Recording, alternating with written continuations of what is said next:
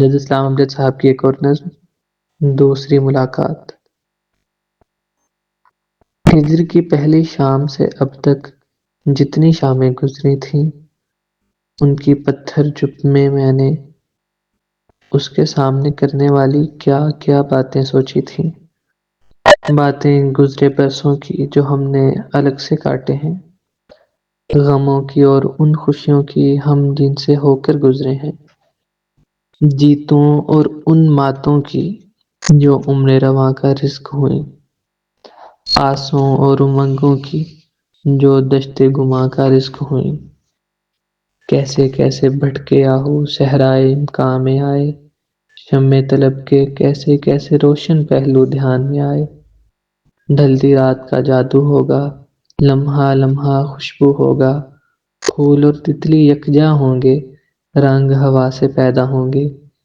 ایک ہی وصل کی بارش سے وہ سارے شکوے دھو دے گا، یعنی میرے ساتھ لپٹ کر کچھ نہ کہے گا، رو دے گا۔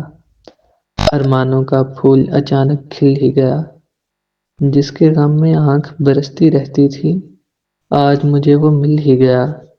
جس کو میری پیاس ترستی رہتی تھی، وہ ایک چھلکتا جام میرے ہمراہ رہا، آج وہ ساری شام میرے ہمراہ رہا۔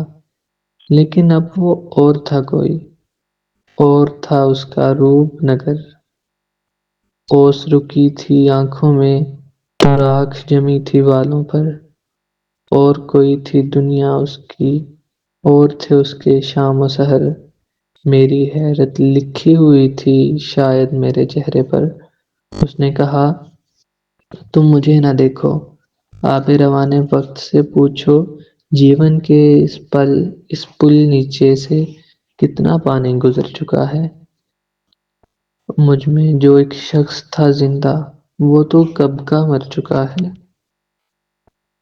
میں تو فقط رستہ ہوں اس کا، میں تو فقط رستہ ہوں اس کا، دریا جو تھا اتر چکا ہے۔